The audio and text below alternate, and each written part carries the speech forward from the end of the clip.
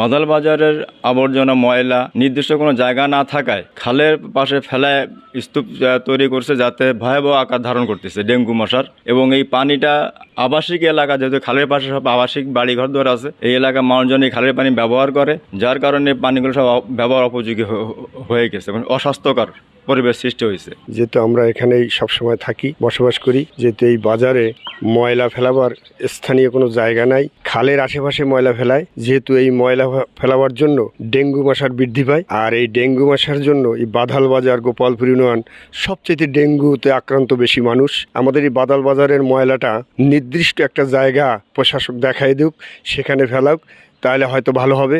এবং আমাদের এই পাশে একটা খাল আছে, যে খালটার পাশে ময়লা ফেলায় এই খালটা আমাদের মরে যাচ্ছে।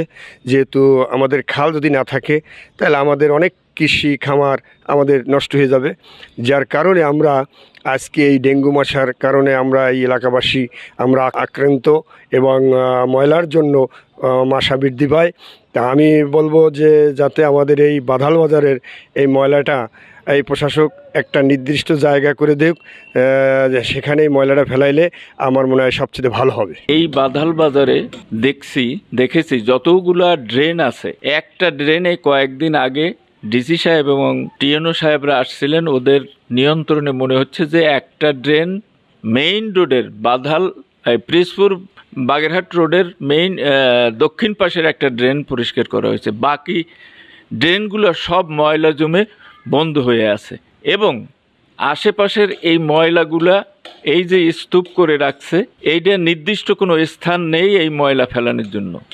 অতএব আমি প্রশাসনের দৃষ্টি আকর্ষণ করছি, যদি এই ময়লা অপসারণ না করা হয় তাহলে এই রোগ থেকে আমরা মুক্ত হতে পারবো না।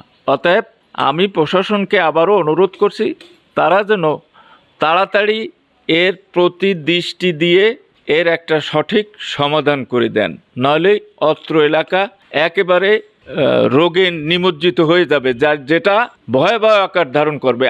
আপাতত তো ভয়াবহ করছে, কিন্তু আরও বেশি আকার ধারণ করবে।